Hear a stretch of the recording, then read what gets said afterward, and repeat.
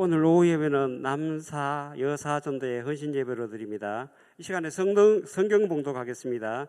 창세기 22장 1절부터 5절까지입니다. 제가 봉독하겠습니다. 그 일 후에 하나님이 아브라함을 시험하시려고 그를 부르시되 아브라함아 하시니 그가 이르시되 내가 여기 있나이다. 여호와께서 이르시되 내 아들 내 사랑하는 독자 이삭을 데리고 모리아 땅으로 가서 내가 내게 일러준 한 산 거기서 그를 번제로 드리라. 아브라함이 아침에 일찍이 일어나 나귀의 안장을 지우고 두 종과 그의 아들 이삭을 데리고 번제에 쓸 나무를 쪼개 가지고 떠나 하나님이 자기에게 일러주신 곳으로 가더니 제3일에 아브라함이 눈을 들어 그곳을 멀리 바라본지라. 이에 아브라함이 종들에게 이르되 너희는 나귀와 함께 여기서 기다리라. 내가 아이와 함께 저기 가서 예배하고 우리가 너희에게로 돌아오리라 하고. 아멘.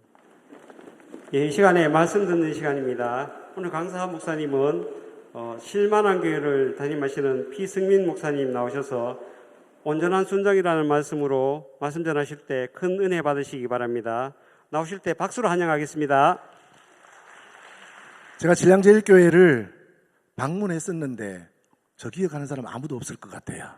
제가 한 30여 년 전에 우리 그때는 경산 지역 이쪽에 학생들 운동이 굉장히 활발할 때입니다. 그래서 와총교회 아니면 여기에서 수련회를 굉장히 학생들 수련회를 많이 했었어요. 그때는 제가 찬양팀 인도자로 그렇게 왔었습니다. 그때 우리 집사람도 친한 사람이 같이 이제 사역을 했던 그런 경험들이 있어요. 그래서 진량제일교회 역사사적지로 또 인정되어지고 오랜 역사를 가진 이 교회에 30년 전에 한번 썼던 그 감격으로 함께 한번 가서 또 말씀도 나누고 음악도 나누고 했으면 좋겠다라고 해서 그렇게 왔는데, 지금 가만히 생각하니까는요, 그 30년의 세월 동안 정말 우리 하나님께서 저와 우리 집사람 또 우리 진량제일교회를 붙잡아 주셨구나, 함께 하셨구나, 그것만 생각해도 얼마나 감사한지 모릅니다. 우리 한번 옆에 분과 한번 그렇게 하면 인사하실까요? 하나님께서 지금까지 지켜주셨습니다. 시작.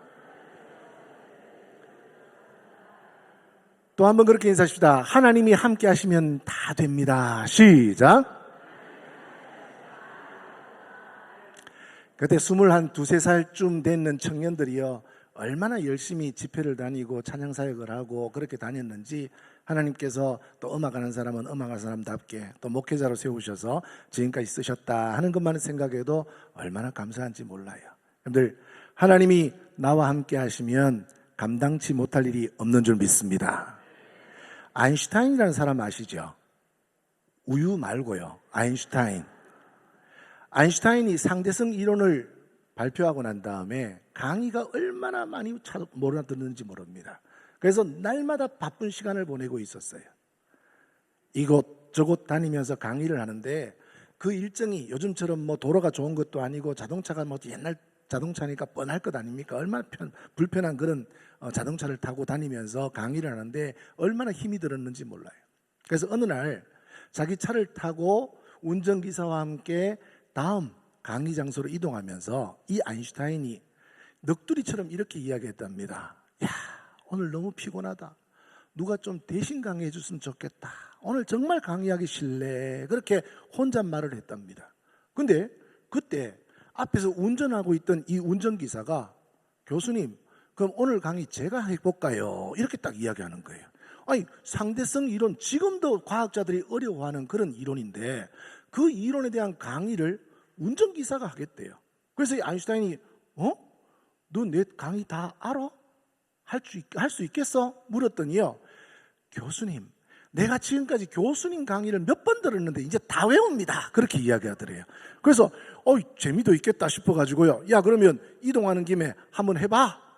그랬더니요, 운전기사가 운전을 하면서 아인슈타인이 했던 강의를 너무너무 잘하는 거예요. 그래서 아인슈타인이 장난기가 싹 돌았어요. 좋다, 그러면 요번 장소에 도착하기 전에 차를 세우고 나하고 자리를 바꾸자. 그때는 사진이, 영상이, TV가 있어가지고 서로 잘 알던 시대도 아니잖아요. 얼굴도 잘 모르던 시대니까 나하고 자리 바꿔서 내가 운전사로 해가지고 거기 들어갈 테니까 네가 교수로 해서 강의 한번 해라.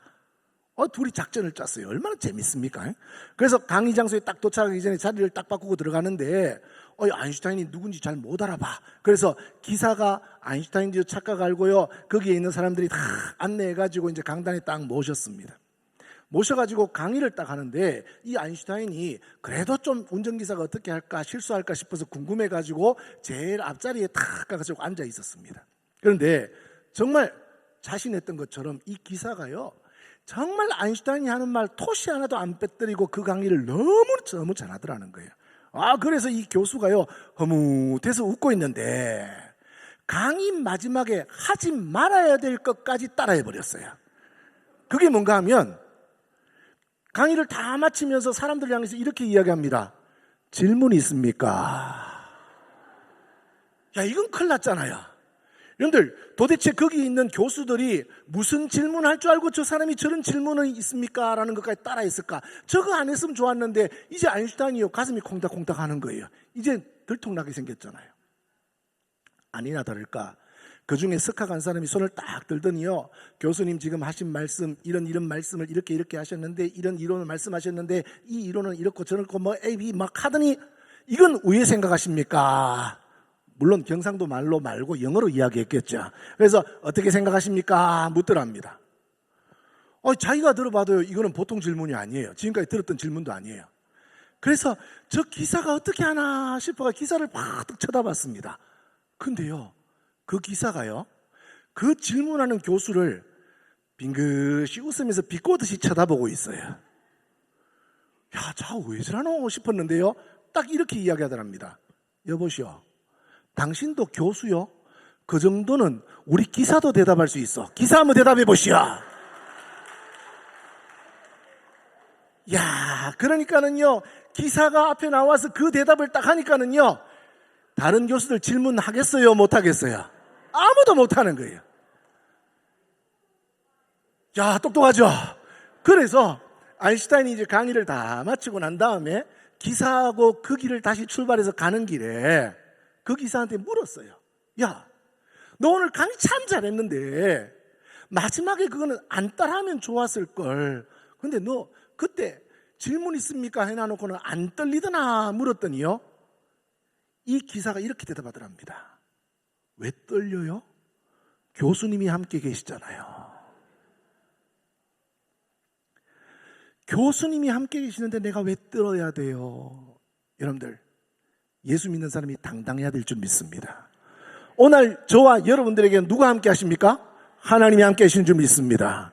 예수님이 함께 하시는 줄 믿습니다. 그러면 우리는요 말씀 앞에 서 있고 하나님과 함께 동행하는 사람이라면 세상 무엇으로도 감당할 수 없는 능히 강력한 사람들이 되어질 줄 믿습니다. 하나님이 우리와 함께 하시는데 왜 떱니까? 여러분들 기사가 아인슈타인이 함께 있을 때 떨지 않았던 것처럼 오늘 여러분들은 당당한 그리스도인들이 되어지기를 주님의 이름으로 축원합니다.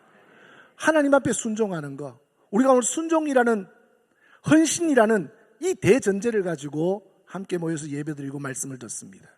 여러분들 하나님께 헌신하는 것, 하나님께 순종하는 것, 우리가 철을 쫓아서 이제 우리 전도회가 헌신 예배 드릴 때 됐으니까 강사 한 명 초청해가지고 말씀 듣고 헌신 예배 한번 드리자, 그런 예배 같으면 오늘 이 시간에 또 한 번의 예배에 지나지 않습니다.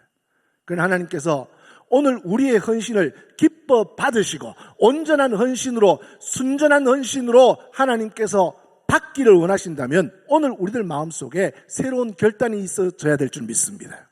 여러분들 하나님 앞에 온전히 헌신하고 온전히 순종하는 것은요 결코 쉽지 않습니다. 성경에 보면 우리가 잘 아는 이 창세기 22장의 사건에 아브라함이라는 사람이 등장합니다. 이 사람은 하나님의 말씀에 순종해서 믿음의 조상, 믿음의 아버지의 이름을 따낸 사람이에요. 이 사람은 우리가 잘 아는 것처럼 이 22장의 말씀만 잘 받아요. 하나님 말씀에 어떤 방법으로 순종했는지, 우리가 하나님 앞에 헌신하고 하나님 앞에 순종한다면 우리는 어떻게 헌신해야 되는지를 잘 보여주고 있는 순종의 사람이라고 할 수 있습니다. 우리가 잘 아는 대로 어느 날 이 아브라함이 하나님과의 기도 시간에 하나님께서 아브라함을 향해서 이렇게 이야기합니다. 네 사랑하는 독자 아들 이삭을 번제로 드려라. 여러분들 이 사건은 하나님을 제대로 아는 사람이라면 참 이해할 수 없는 명령이었습니다. 지금 우리 입장에서는 뭐 하나님 명령이니까 믿음의 조상이니까 잘 지키는 게 맞겠지, 순종하는 게 맞겠지 싶지만, 여러분들 하나님은 인신 제사를 요구하시는 분이십니까? 아닙니까? 이방 신들이나 하는 거지 인신 제사 요구하시는 분이 아니십니다. 하나님은요, 우리 인생들을 바라보면서 사랑한다, 사랑한다, 사랑한다 고백하시는 분이세요. 그런데 그 아브라함의 독자 아들 하나밖에 없는 그 이삭을 죽여서 하나님께로 번제로 바쳐라 라고 이야기합니다. 도저히 있을 수 없는 이야기입니다. 이해되지 않는 하나님의 말씀입니다. 여러분들, 아브라함이 이삭을 번제로 바쳐라는 이 명령을 받았을 때가 대충 몇 살쯤인 줄 아세요? 대충 몇 살쯤 됐을까요? 몇 년쯤 지났을까요? 보통 유추라는 걸 해야 됩니다. 여러분들, 22장 6절에 보면요, 이 이삭이 번제에 쓸, 자기를 죽여서 번제에 쓸 그 나무를 짊어지고 산을 올라갑니다. 최소한 그 정도 되면 나이가 몇 살쯤인가 하면요, 이스라엘에서는 성인 한 사람으로 취급받을 수 있는 나이입니다. 그 나이가 보통 한 17세쯤 되어졌다 그렇게 이야기합니다. 그러니까 이 이삭도요, 결코 작은 나이, 어린아이가 아니에요. 근데 성경에 보면 우리가 착각하는 것 중에 하나가요, 소년 다윗이 골리앗을 무너뜨리잖아요. 아시죠? 그때 다윗이 몇 살쯤이라고 생각하세요? 우리가 유년주일 학교 때 보면요, 그림 이런 거 보면요, 소년 다윗 조만한 아기로 표현을 자꾸 해요. 한 12, 서너 살. 그런데 그렇지 않습니다. 성경을 잘 보면요, 사울은 원래 다른 사람보다 키가 한 자나 더한 사람이라 그랬죠. 근데 다윗이 골리앗을 한번 내가 무찔러 보겠습니다 나갔을 때 사울이요, 자기 갑옷을 입혀볼 만한 크기의 사람이에요. 조만한 아이 아닙니다. 근데 성경을 좀 정확하게 읽으세요. 성경에 보면 다윗이 조그만한 아이가 아니라 다른 평균 신장을 가진 남자보다 머리 하나가 더 큰 사울과 비슷한 체구의 아이였습니다. 그러니까 다윗도 그때가 요즘 날로 따지면 한 17세 이상 되어진, 최소한 고등학생 이상은 되어졌던 성인으로서 대접받을 만한 힘이 있는 그 정도 장성한 자들입니다. 마찬가지로 이삭도요, 17살은 최소한 넘어서 장정 한 사람의 분량의 몫은 일은 할 수 있는 상황입니다. 자, 그런데 여러분 한번 생각해 봐요. 아브라함이 이삭을 몇 살에 낳았습니까? 100살. 요즘요, 40에 아이 낳아도 얼마나 귀엽습니까? 너뚱이라 그러고 오냐 그러고요, 퇴근 시간이 달라지잖아요. 오늘 우리 진량제일교회 어린아이들이 서 있는 모습이 저는 얼마나 감사한지 몰라요. 교회들에 가보면요, 오후 예배 때 어린아이들이 선다는 거, 그거는 상상도 못합니다. 학생들이 없어요. 출산이 안 돼요. 아이들이 없어요. 주일학교가 무너졌어요. 제가 왜 그런 이야기 하냐면, 제가 요즘 총회에서 섬기는 것이 학생 지도부입니다. 그런데 학생 지도부를 섬기면서 정말 안타까운 것이 학생이 없어요. 교회 애들이 없어요. 그런데 우리 진량제일교회에 얼마나 많은 아이들이 있어서 참 하나님을 찬양하는 모습을 보고 얼마나 감사했는지 몰라요. 애들 다 어디 갔어요? 저 있네요. 우리 애들한테 한번 박수 한번 축복해 주십시다. 이 이삭을 100세에 얻었어요. 얼마나 귀한 아들이에요. 그런데 이 아브라함이 하나님께서 그 귀한 아들, 이제 성인쯤 키가 컸고 장성한 분량이 되어서 이제 사내 구실 좀 할 때쯤 됐다 싶은 그때에 하나님께서 이삭을 바쳐라는 명령을 받았을 때는요, 이 아브라함은 그 정신, 그 속이요, 온전하지 못했을 것 같아요. 여러분들이 한번 그 상황에 대해서, 이 아브라함의 순종에 대해서 분석을 한번 해보십시다. 여러분들, 저는요, 이 아브라함의 순종을 바라보면서요, 어떻게 아브라함이 이런 순종을 할 수 있을까? 우리에게 하나님께서 이런 순종을 요구하신다면 우리 중에 과연 할 수 있을까? 아니, 나는 할 수 있을까?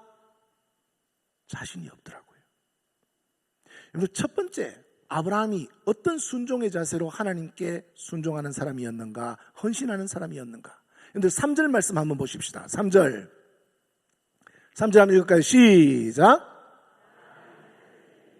자, 여기 보면요, 아브라함이 아침에 일찍 일어나 이렇게 돼 있습니다. 여러분들, 아브라함이 아침에 일찍 일어나 이 말은요, 여러 가지 의미가 있어요. 여러분들, 퀴즈 하나 냅시다. 아브라함이 하나님께서 이삭을 바치라 그랬을 때 그 이야기를 듣고 잠을 잤을까요? 못 잤을까요? 우리 같으면 못 잤지요. 그런데 성경에 뭐라고 돼 있어요? 아침에 일찍 일어났다는 말은 자야 일어날 거 아니에요. 그런데 아브라함은요, 참 대단한 사람이에요. 자식을 바치라 그러는데 하나님 앞에 그 말씀이 떨어지는 순간에는요, 마음에 오히려 평안함이 있었던 것 같아요. 잠잤어요. 거기에다가 여러분 한번 생각해 보십시오. 아침에 일찍 일어나 이 말은 마음에 갈등이 있었다는 말입니까? 없었다는 말입니까? 없었다는 거예요. 여러분들, 저는요, IQ가 꽤 좋아요. 여러분들 보시기에도 제가 똑똑하게 생겼죠. 제가 IQ가 150이에요. 그런데 제가 IQ 150인데도 불구하고 공부는 잘 못했어요. 왜냐하면 저는 공부머리가 아니라 잔머리. 대번 하시네. 잔머리 지수가요, 저는 굉장히 높아요. 여러분 생각해봐요. 하나님께서 이삭을 바치라 명령하실 때에 제 잔머리 지수로 계산해 보면요, 아브라함을 안 바칠 수 있는 조건들이 여러 가지가 있습니다. 그 중에 하나가, 여러분들, 아이는 남자 혼자 낳습니까? 여자와 함께 낳습니까? 여자와 함께 낳지요. 그리고 주로 소유권이 남자에게 있습니까? 여자에게 있습니까? 여자에게 있잖아요. 그럼 생각해봐요. 하나님 명령이 딱 떨어지면요, 나는 믿음의 사람이야. 나는 하나님 말씀이 평안해요. 하나님을 진짜 잘 믿는 사람이야. 그런데 이렇게 이야기할 수 있겠죠. 하나님, 자가 100% 내게 아닙니다.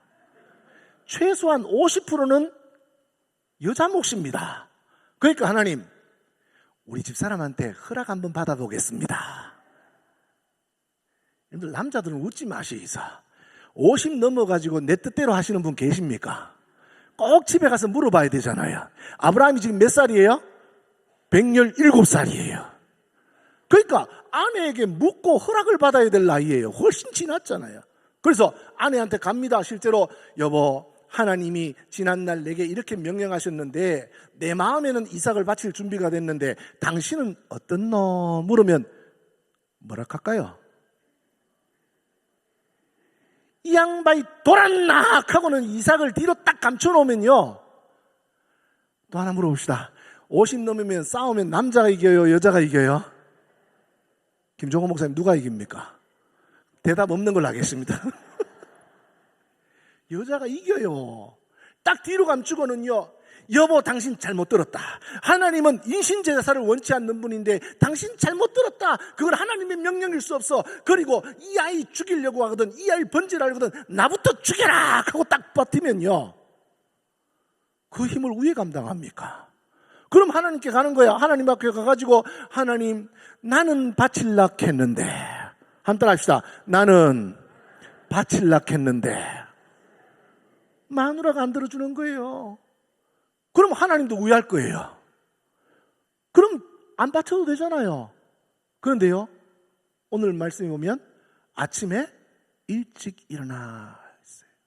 저는 이 아브라함의 순종을요, 따라 하십시다. 즉시로의 순종이라. 하나님 말씀이 떨어졌을 때 아브라함은요, 하나님의 말씀에 대해서 누구와 의논하지 아니하고 말씀이 떨어지자마자 즉시 순종하는 순종의 모습을 보여준 줄 믿습니다. 그게 하나님께서 아브라함을 축복하신 이유예요. 여러분들, 하나님의 말씀이 떨어지고 하나님의 헌신의 명령이 떨어지면 따지도 묻지도 말고 하나님 말씀대로 순종하는 은혜가 있어져야 될 줄 믿습니다. 그게 아브라함이 보여주는 본이라는 거예요. 그 헌신이 쉬워요? 쉽지 않은 순종이에요. 두 번째 아브라함이 보여주는 순종의 모습이 있습니다. 3절, 그 위에 계속 한번 읽어보십시다. 자, 3절 읽습니다. 시작. 나귀의 안장을 지우고 두 종과 그의 아들이 이삭을 데리고 번제에 쓸 나무를 쪼개요. 자, 여기 보면요, 번제에 쓸 나무를 쪼개요, 이 말이요, 이스라엘 성지순례 한번 갔다 왔던 분들은 이해가 될 거예요. 우리가 하나님께서 명령하셨던 산이라고 하는 그 산에 가보면요, 이스라엘에는 가는 데마다 숲이 우거진 곳이 아닙니다. 목사님 갔다 오셨죠? 예, 돌산 보고 오셨죠? 예, 거기에 가보면요, 나무가 사람 번제로 불 뗄 만한 나무가 있는 땅이 아닙니다. 그런데 여러분들 생각해봐요. 아브라함에게 자식을 바치라고 했을 때 제가 아까 잤다라고 이야기하죠. 여러분들, 많은 사람들은요, 혼미한 중에, 정신없는 중에 아들 죽여라 하는데 어느 부모가 지정신일까 생각을 합니다. 그런데 아브라함은요, 차분하게 하나님의 말씀을 철저히 준비합니다. 그래서 두 번째 순종의 이름은 한번 합시다. 준비하는 순종. 그것도 철저히 준비하는 순종이었어요. 그 땅에 나무가 잘 없을 걸 예상이 되어지잖아요. 그러면 미리 하나님의 말씀을 잘 준행할 수 있도록 준비를 해야 돼요. 그런데 많은 사람들은요, 그 준비를 놓쳐요. 하나님의 말씀이 떨어지면요, 허둥대기도 하고요, 때로는 하나님의 말씀이 떨어지면요, 그 말씀이 자연적으로 하나님이 다 준비하실 것으로 생각을 자꾸 해요. 제가 아까 잔머리가 높다고 그랬잖아요. 저 같으면요, 이 아브라함처럼 준비 못할 것 같아. 그리고 만약에 현장에 딱 갔다고 생각해 보십시다. 현장에 딱 가가지고 그곳에서 아들을 정말 번제를 드리려고 준비를 딱 하는데 그곳에 뭐가 없다고요? 나무가 없어. 땔감으로 쓸 나무가 없어. 그러면 하나님께 이렇게 따질 수 있습니다. 하나님, 나는 아들 바치려고 했는데 그러면 번제에 쓸 나무 정도는 하나님이 준비해 주셔야 될 거 아닙니까? 말 돼요, 안 돼요? 되죠. 그런데 이 아브라함은요, 그런 핑계거리 하나를 다 없애버립니다. 그러면서 하나님께 온전한 순종과 헌신의 모습을 보여주기 위해서 자기가 익숙한 그 땅에서 번제에 쓸 나무를 쪼개어 준비했다는 거, 여러분들, 이거는요, 그 순종이 얼마나 하나님 앞에 온전한 순종이었는가라는 것을 보여줍니다. 이 아브라함이 하나님께 보여준 순종은 철저히 준비하는 순종이었습니다. 사랑하는 여러분, 우리 가운데 하나님의 명령이 떨어지고 하나님의 말씀이 떨어지고 하나님의 뜻이 임한다면 우리들 속에서도 그 하나님의 뜻을 어떻게 이루어 드릴 수 있는지 기획하고 준비하는 은혜가 있어져야 될 줄 믿습니다. 경상도 남자들 잘 못하는 거 있어요.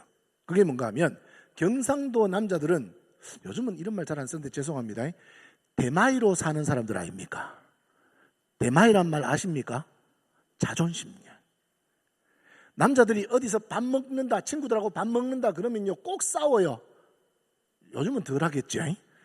꼭 싸워요. 뭐 때문에 싸워요? 내가 할게 그럽니다. 그러면서 됐나 됐다로 사는 사람들이 이 경상도 남자들이에요. 그런데 꼭 대책 없이 그렇게 막 한번 질러 놔놓고는요, 그 다음날 카드 낀 계산서 보면서 눈물을 쭈르면서 내가 왜 그랬을꼬.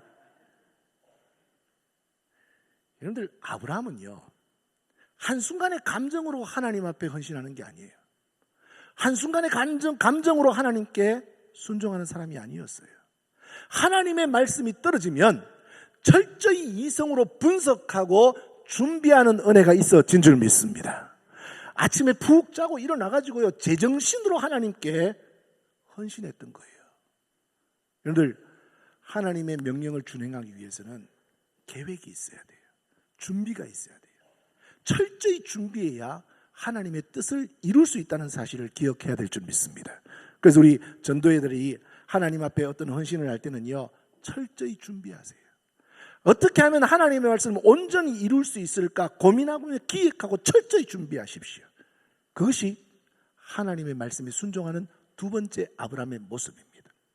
세 번째 아브라함의 순종의 모습이 등장합니다. 자, 그 다음 4절 한번 띄워주실래요? 자, 시작. 자, 여기 보면요, 제3일에라는 단어가 나와요. 그런데 제3일이라는 단어를 저는 딱 발견하고요, 하나님한테 따졌어요. 하나님, 참 못됐습니다. 어떻게 그럴 수 있습니까? 왜 그랬냐면요, 여러분들 한번 생각해 보십시오. 아까 남자들 이야기했잖아요. 남자들은요, 됐나 됐다 하고 즉시 하는 건 괜찮은데 됐나 됐다 해놓고 좀 생각하면 후회하는 게 남자들이라 그랬잖아요. 하나님께서 아브라함에게 이삭을 바쳐라, 당장 뒷마당에 가서 바쳐라 하면요, 아유 됐나 됐다 하면 하자 할 수 있었을 것 같아요. 그런데 하나님께서 명령하신 곳이 지금 아브라함이 사는 곳에서 며칠이 떨어져 있다고요? 3일요. 근데 3일길이라 그러면 이스라엘 사람들이나 보통 이렇게 우리나라도 마찬가지입니다. 옛날에 걸어 다닐 때는요, 하루길을 얼마로 잡냐면 하루길을 보통 30km 정도를 잡습니다. 우리나라도 옛날에 파발마나 이런 거 있기 전에 사람들이 걸어 다닐 때는요 30km, 우리가 100리가 한 그 정도 되죠. 100리 가까운 길이 하루길이에요. 근데 30km에 곱하기 3을 하면 대충 몇 킬로 떨어져 있어요? 90km. 그런데 성경을 읽을 때 좀 생각을 하고 읽으십시오. 그냥 아브라함이니까 3일길 아무것도 아닌 게 아니에요. 여러분들 지금 생각해봐요. 나이가 몇 살요? 117살요. 거기에다가 지금 무슨 길을 가는 거예요? 결혼하러 가는 거예요? 아니에요. 기쁜 일로 가는 거예요? 아니에요. 지금 내 사랑하는 아들 죽이러 가는 길이에요.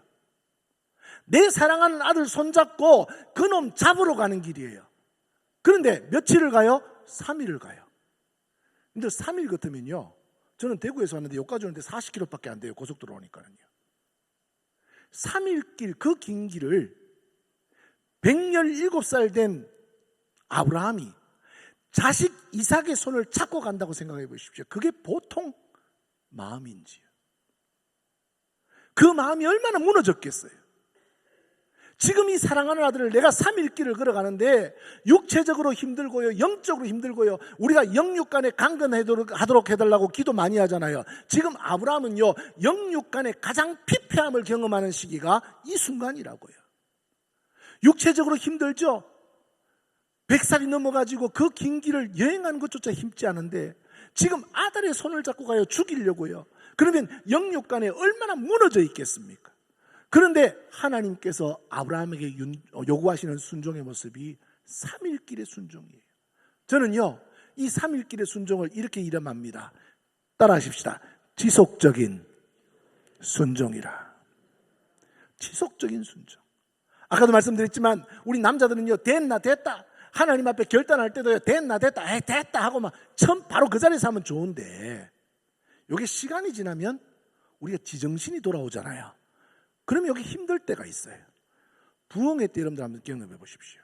부흥회 때 되면요, 우리 진량교회는 그런 거 안 했을지 모르겠지만 많은 교회들이 예를 들어서 교회 건축을 위해서 기도합시다, 부흥회를 합니다. 그러면요, 옛날에는 어떤 강사님들이 와가지고 말씀 잘 전하시고 난 다음에 마지막에 결단을 시켜요. 결단을 시키는데 100만 원 헌신할 사람, 1000만 원 헌신할 사람, 1억 헌금할 사람 막 손을 들고 한단 말이에요.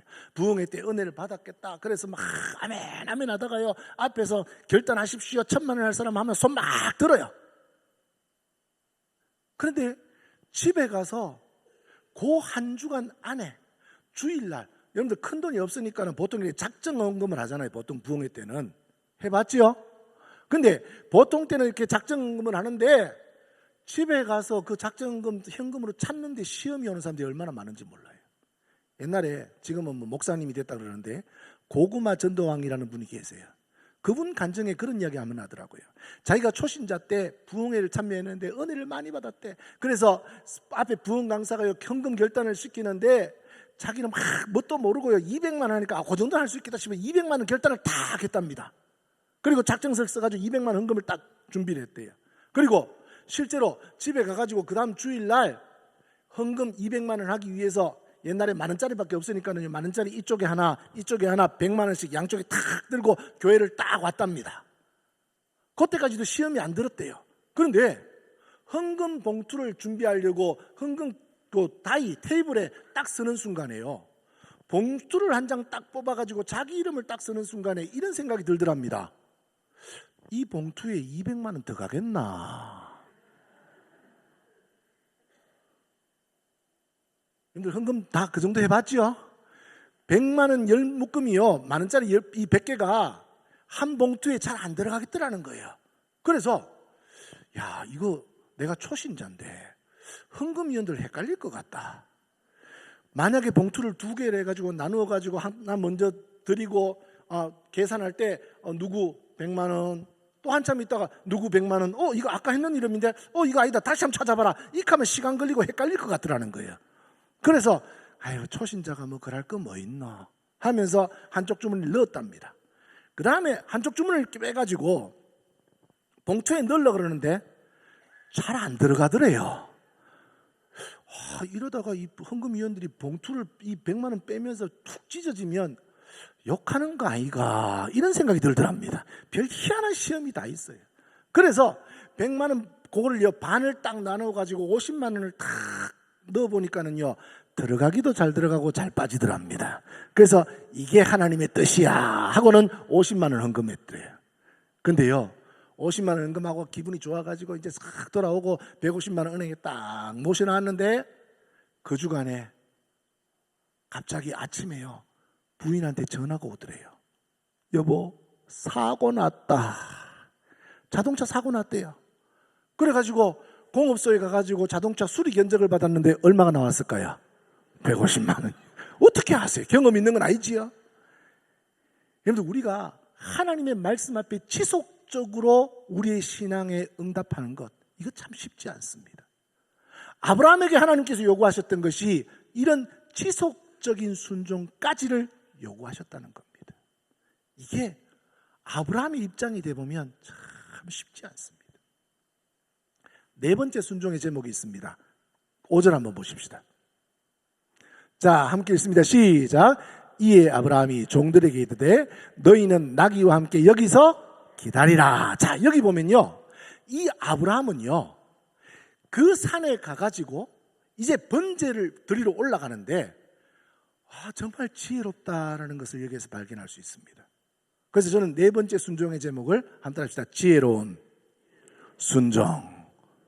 왜냐하면 생각해 보세요. 지금 아브라함과 함께 길을 떠났던 그 사환이라고 하는 사람들은 두 사람을 데리고 갔는데 아브라함의 집에 종이 많습니까? 적습니까? 종이 많죠. 300이 넘는 종을 갖고 있는, 하인을 갖고 있던 사람이에요. 그런데 그 먼 길을 떠나는데 두 명을 뽑았는데 물어봅시다. 비실비실한 놈 뽑았을까요? 튼튼한 놈 뽑았을까요? 튼튼한 사람 뽑았겠죠. 싸움 잘하고요. 어디서 도둑대가 나왔을 때 일당 100원 감당할 수 있는 그런 사환을 뽑았을 거 아니에요. 그럼 생각해봐요. 산에 올라갔어요. 올라가가지고 아브라함이요, 묶어. 누구요? 이삭.